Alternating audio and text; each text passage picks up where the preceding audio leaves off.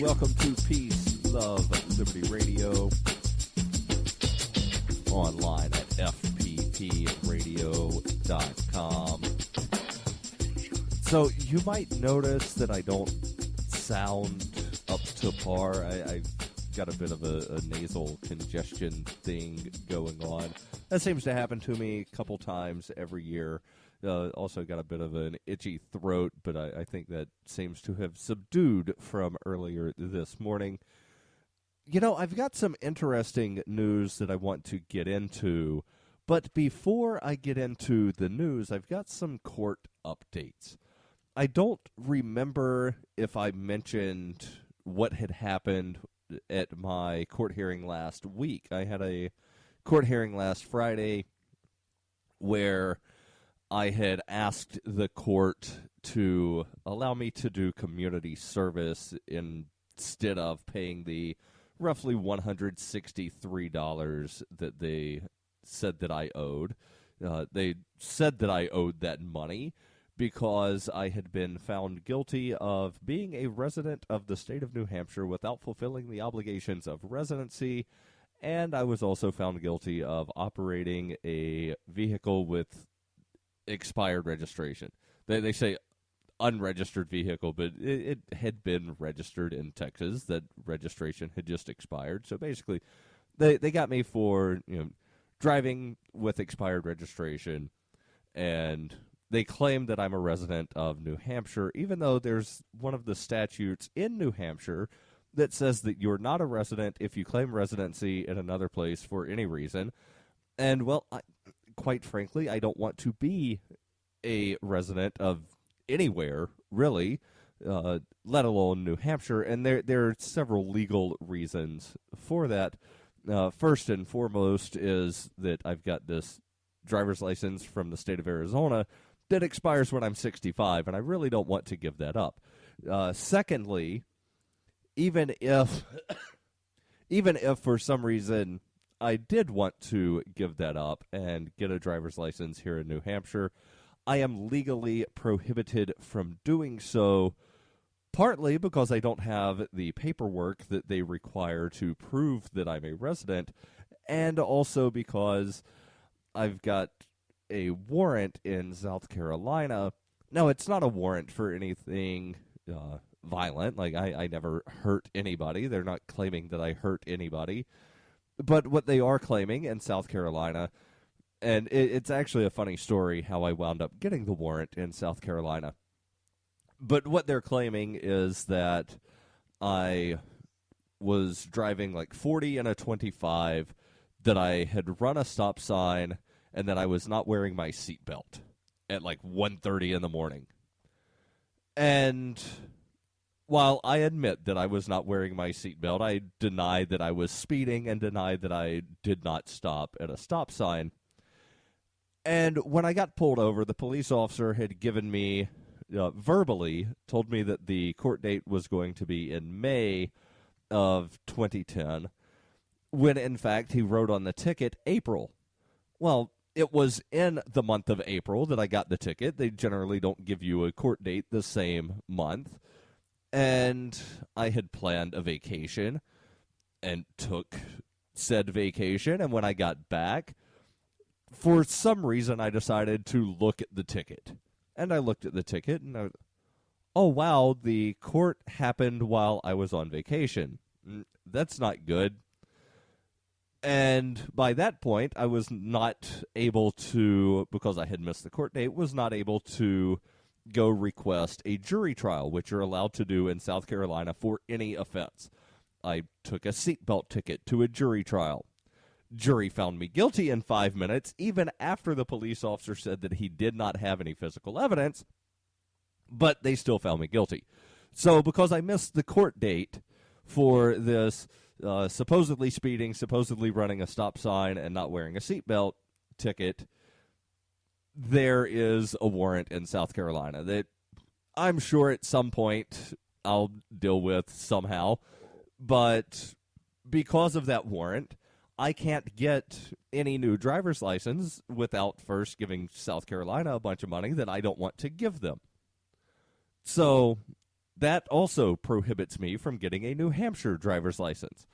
So I was found guilty on the being a resident without fulfilling obligations of residency and the vehicle with expired registration.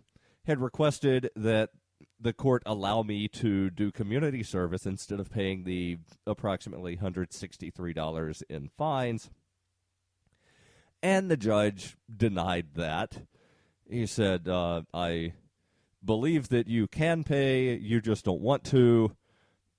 I said, okay, well, if you're not going to let me do community service, I'll sit 3 days in the House of Corrections, which New Hampshire, they will allow you to sit in jail at a rate of $50 a day towards the fine, so $162 and some odd cents. They're just going to call it, 3 days, so 72 hours, and then, I don't have to give them money. So he said, I'm going to give you more time to pay. And I said, well, I don't want more time to pay because I'm not going to pay. And he said, well, I'll give you until December 15th at noon. And if you don't have it paid by then, report to the House of Corrections on December 15th at noon. Well, and because that's a Monday, I motioned a couple of days ago that the court allow me to show up on December 12th at 2 p.m. That would be a Friday.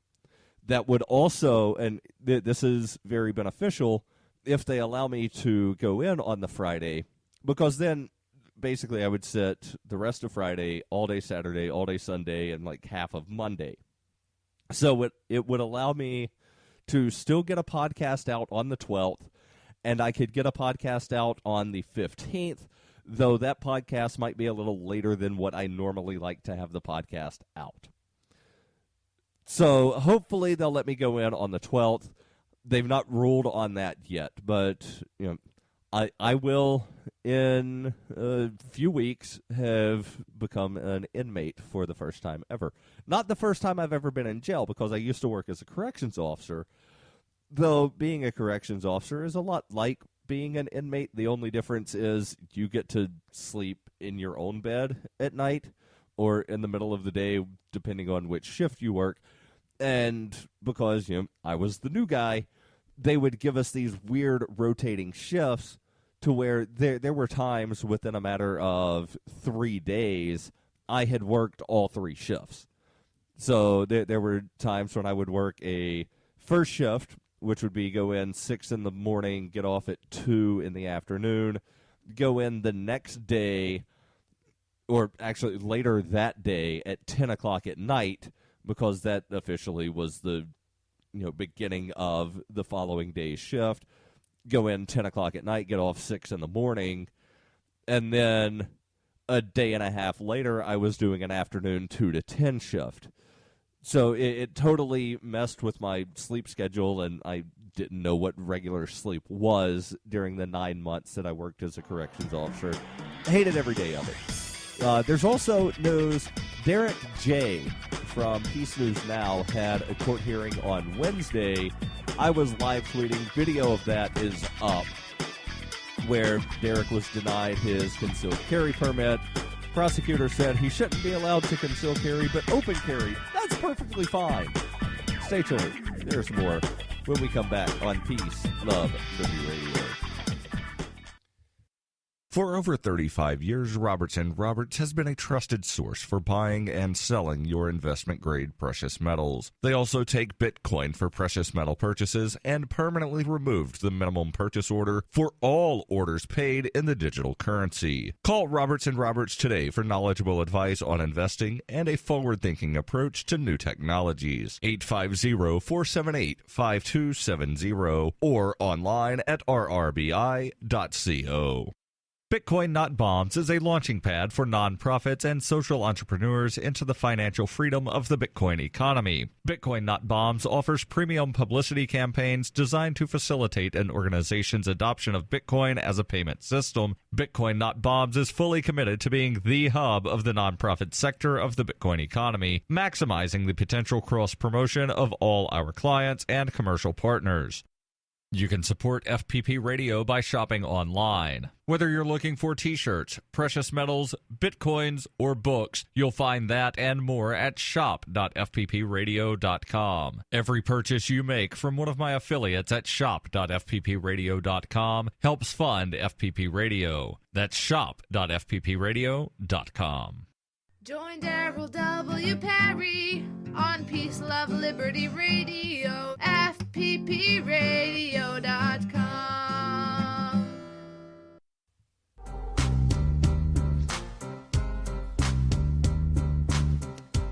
Welcome back to Peace, Love, Liberty Radio, online at fppradio.com. So, enough court news for this episode. I do have some interesting news articles that I want to get to, but first, I want to make sure that I tell you about Roberts & Roberts Brokerage. For over 35 years, since 1977 to be exact, Roberts & Roberts has been a trusted source for buying and selling your investment-grade precious metals. They take Bitcoin for precious metal purchases, and they have permanently removed the minimum purchase amount for all orders paid with Bitcoin. So give them a call, 850-478-5270, or visit them online at rrbi.co for knowledgeable advice on investing and a forward-thinking approach to new technologies. That's 850-478-5270, or online, rrbi.co. And if you've not been to their website yet, I definitely recommend that you do, because they recently revamped the website so that you can make purchases from the website. So the first story that I want to get into is actually out of Washington State, where, remember, back around the election time, I had talked about the conflicting ballot initiatives on the ballot there in Washington. One of the ballot initiatives would have said that, every transfer, with very few exceptions, every transfer, sale, purchase, etc. of a firearm would require a background check. There was another initiative on the ballot that said that no firearm transfer would require a background check. Well, that one wound up failing. The one that said that every firearm needs a background check wound up passing. Well, now, because somebody actually did some reading into the law, and it's interesting how this happens, weeks after the election, after they do something. It's kind of like the Nancy Pelosi, we have to pass the bill to find out what is in it. Well, they passed the initiative. Somebody did some looking, and they found some very startling information. And I have this for you now. It's from the Whitby News-Times, and I will post the link in the show notes. That way you don't have to try and figure out how to spell Whitby. It's actually a letter to the editor, and people in the comment sections have verified that these things are true.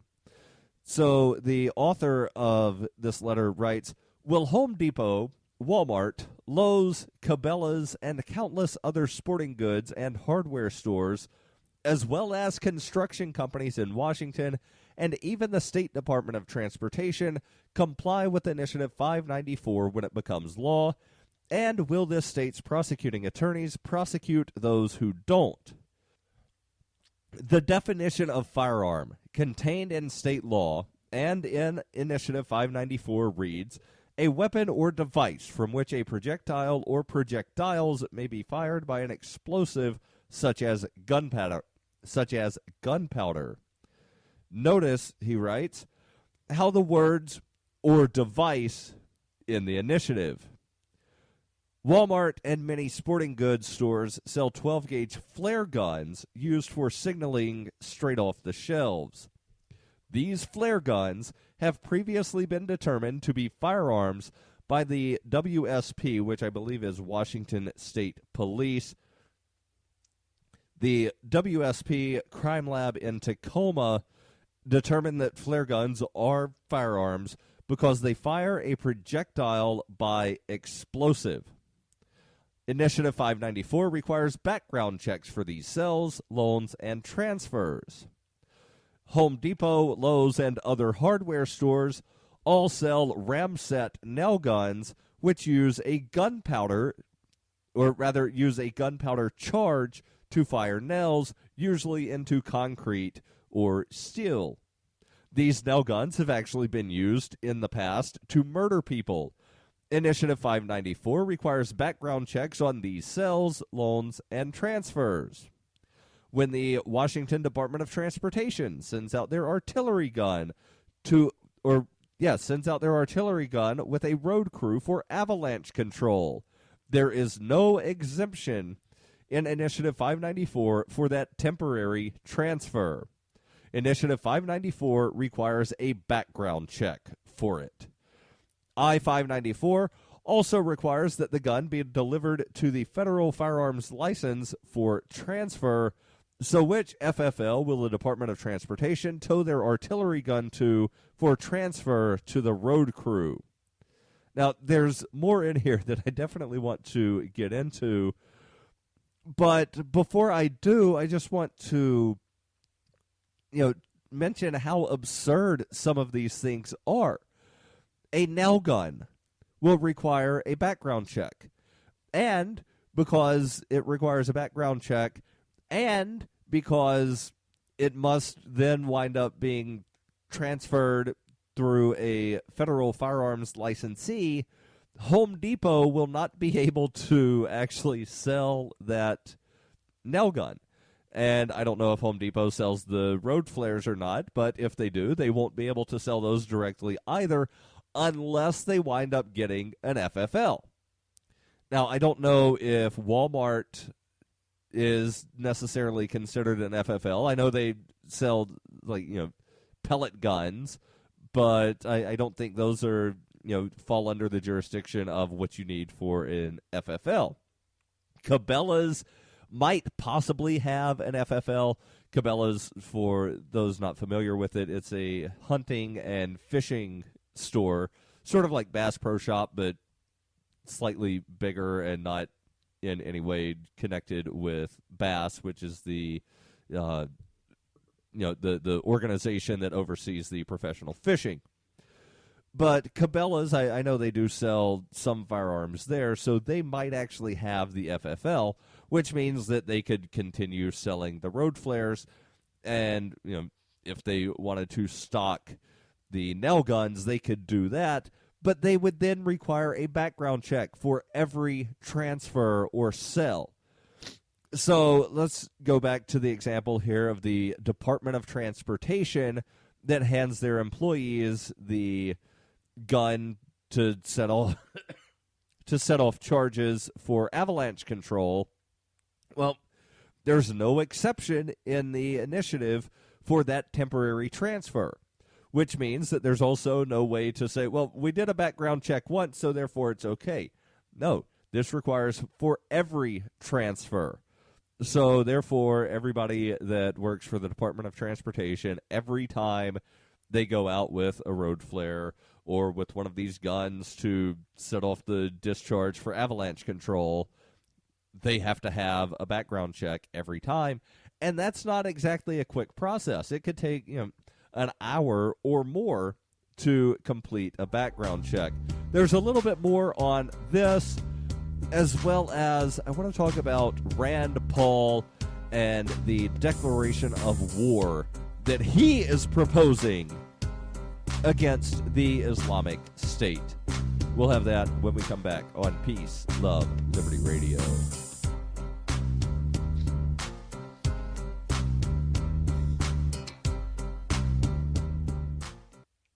Coinbase is a simple and secure online Bitcoin wallet for sending, receiving, and storing Bitcoin. Coinbase also allows you to buy and sell Bitcoin using a bank account or use their tools to accept Bitcoin as a merchant. Opening a wallet is quick and easy, and for merchants, there are no transaction fees on the first $1 million worth of transactions. I trust Coinbase. You should too. Get started at coinbase.fppradio.com. Hi, I'm Darryl W. Perry, and I need your help to take Peace, Love, Liberty Radio on the road. In the spirit of Motorhome Diaries and Liberty on Tour, I intend to take the message of peace, love, and liberty on the road. I intend to leave New Hampshire at the conclusion of the New Hampshire Liberty Forum and return at the beginning of PorkFest. During the 104-day trip, I'll be visiting at least 10 cities across the country, speaking to people about the ideas of peace, love, and liberty, while continuing to produce daily Liberty media. Pensacola, Florida, Austin, Texas, Sedona, Arizona, and Denver, Colorado are already on the map. If you have a college group, a local Liberty on the Rocks, or other Liberty meetup that you'd like me to visit, you can possibly add your event to my calendar. To find out more about the tour or to donate, visit tour.fppradio.com. That's tour.fppradio.com.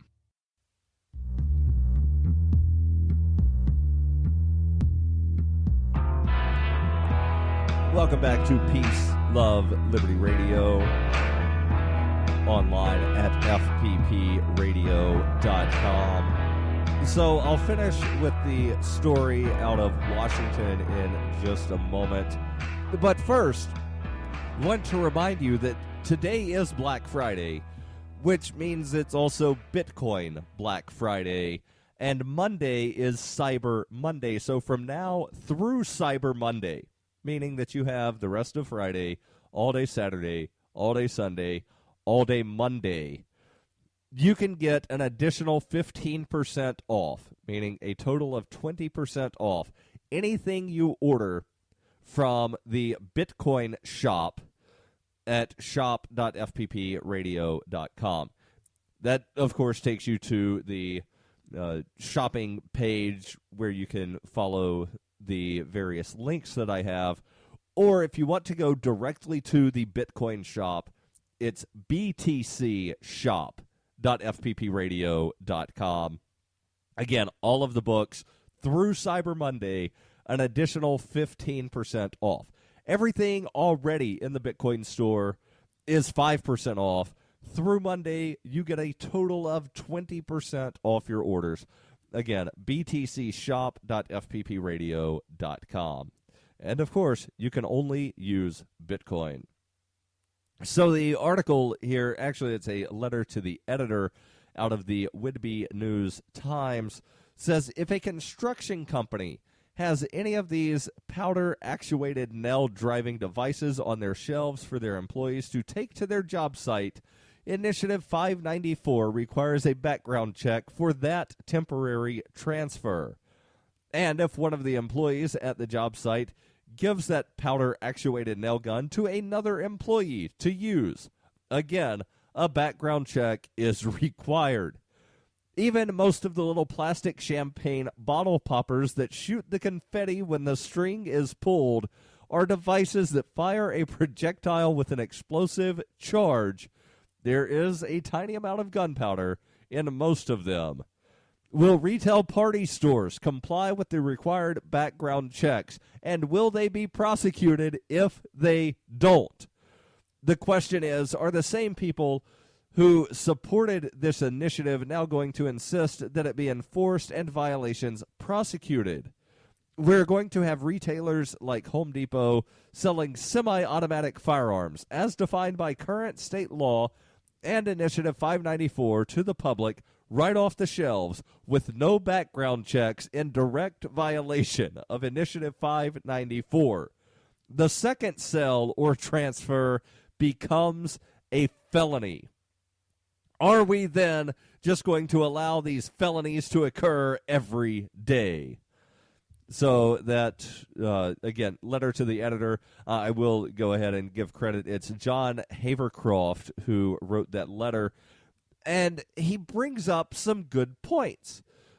Are the people that supported this initiative going to wind up wanting it actually enforced by the letter of the law? Or are they going to say, well, that's kind of silly, we need to change it? Okay, well, you're the one that voted for it. Why then are you wanting to change what you just put in place? And are they going to wind up, getting the legislature to actually make this be more logical, to where the party poppers that have small amounts of gunpowder are not then, requiring a background check to purchase? Are they going to wind up saying, okay, DOT, you can give your people the guns to go do avalanche control, but Home Depot, you cannot sell a semi-automatic nail gun? Like, that's where we draw the line, is selling a nail gun. But, the government, of course, they can do whatever they want. Now, if you're at the job site and you hand someone your nail gun so that they can put in like 2 or 3 nails, that's okay. But whenever you purchase the nail gun, like where are they going to then draw the line on this? And will it wind up being changed before people wind up racking up large numbers of felonies because they, made 2 sales of a handgun, or they handed 2 people their nail gun? I think it's rather silly, and hopefully it winds up, getting thrown out completely, because it's just absolutely ludicrous. So the article here from U.S. News that I am going to finish the show with this week is about a Senator Rand Paul. Now, obviously, if you've listened to the show before, you know that I'm not exactly a fan of Senator Rand Paul. Now, certainly he has done a couple of good things. The filibuster of the drone stuff I liked. Now, I would not say that I #stand with Rand Paul. I would rather say #Rand Paul occasionally stands with me. Because it was only a couple of days after he did that 13-hour filibuster against drones that he went on national television and said, well, if somebody walks out of a liquor store with $50 and a handgun, I don't care if a drone kills him or a policeman kills him. So, Rand Paul obviously has some flaws. And one of those, I think, being this proposal to declare war against the Islamic State. The article, again, this is from U.S. News. It begins, Senator Rand Paul risks alienating a key constituency with his vigorous support for fighting the Islamic State, leading anti-war advocate groups say. Paul unveiled earlier this week a draft declaration of war he plans to introduce in December to target the Iraq and Syria-based rebel group, which has allegedly beheaded 3 American hostages as purported revenge for U.S. strikes that began in August. Now, I added the word allegedly because there is some question about the legitimacy of those videos. That there are people that are, video, I would say experts, like people that do video editing, and they have said, yeah, it's very possible that this is fake. If you look at this and look at that, then, it's very easy to do camera trickeration and have it look like this happened. So I don't know if the people were beheaded or not. That's why I'm using the term allegedly, because I don't know. The article continues. It says the last time Congress officially declared war was in the early 1940s after the Pearl Harbor attack. Rand Paul's legislation would repeal the 2002 Iraq War Authorization, an action the Obama administration supports, and would set a 1-year timer on the 2001 anti-Al-Qaeda authorization, which the administration currently cites as allowing the war against the Islamic State. Justin Raimondo from antiwar.com, which, by the way, if you've got a little bit of extra money, definitely toss their way. Justin Raimondo says Senator Paul is being too clever by half with this limited declaration of war, I understand what he's trying to do, reclaim the power to declare war from the executive and limit the scope of a conflict that's already ongoing. But this strategy is likely to backfire and simply open the door to a wider war. Absolutely correct, Justin Raimondo.